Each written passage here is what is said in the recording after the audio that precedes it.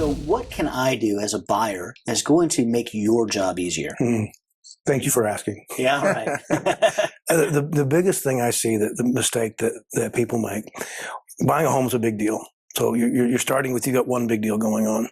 Usually the reason that you're buying a home is also a big deal. You just had a first child, you just had a third child, you just took a new job, you just moved. So you've automatically, in a home buying transaction, you've got two big deals going on. You want to avoid having a third or fourth big deal. That is the biggest thing you can do to make this smooth. A lot of people are tempted, we're adding a mouth to the family. We need a bigger car. We're buying a new house. It makes sense to finance a new bedroom furniture. You should avoid all of those temptations. And you keep this as simple as possible. You're already doing two big things. Let's just get those done before we look for something else. Yeah, we talked a little bit about that in the pre-approval process as well. So one of the last things you want to do is go buy a brand new car and take on a lot of debt or run up some credit card debt or anything like that. So it sounds like keeping your personal ledger as clean as possible leading up to that home purchase is going to make your job easier and really easier for the buyer as well. Okay, so we don't want to take on a lot of debt or make any major purchases before we're looking at buying a house. Right. What are some things that we can do? Maybe how far in advance should we start looking? Does it need to be 6 months out, a year out? What are some things we can do well in advance of actually applying for this loan so that, again, it makes our job easier, your job easier, and this can be smoother for everybody? That's a great question. If you have the time to prepare, you should definitely take advantage of that. A younger person, if you don't know what your credit looks like, go find out. There are lots of options now to find out what your credit is. One of the big mistakes people will make is just paying off something that doesn't affect their credit when they could have spent half the money to pay down something that does improve their credit. So talk to an expert. The other thing you do is save money. When you talk to people about the VA loan, the major selling point is that it's a zero down loan. That's true, but that doesn't mean that having savings won't help. There are a lot of loans that the only reason it can be done is because there will be some liquid assets left over after the transaction. That helps to bolster that from a credit perspective, from the underwriter viewpoint. So when you have a little bit of money saved, there's just a million ways that can help in your loan process. Wonderful. And that's something that we've talked about in previous conversations as well. Moving is expensive. When you buy that new house, you might have landscaping costs. You might need new furniture. You might want to repaint or redecorate. There are a lot of setup costs and startup costs with buying a new home. So yeah, saving money is definitely a great idea.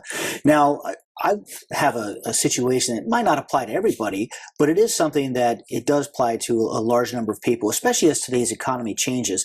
I left the military. I had a job for a while, and then I became self-employed, and I was able to get a mortgage, but because I was self-employed in the way I did it, I actually paid myself a W-2 contract, or a W-2 paycheck. Sure. So I had that history, but I know a lot of self-employed individuals who might not have that W-2 paycheck. That might be a small edge case, but are there situations like that where maybe a self-employed individual can do something to help them buy a home, or other edge cases where things that we might want to look out for? Sure. The industry standard in lending period for single-family homes is 2 years of self-employed. So you need to have filed tax returns on your self-employment for 2 consecutive years. We're going to review those to look at, what's this income doing? Did it stay the same? Did it increase? When a self-employed person's income is decreasing year over year, it's really hard for us to support a stable income. We don't know that it's not going to continue to decrease, so it kind of leaves us with nowhere to go. No, that's fair. If you have a business, you want it to always go up and to the right whenever possible.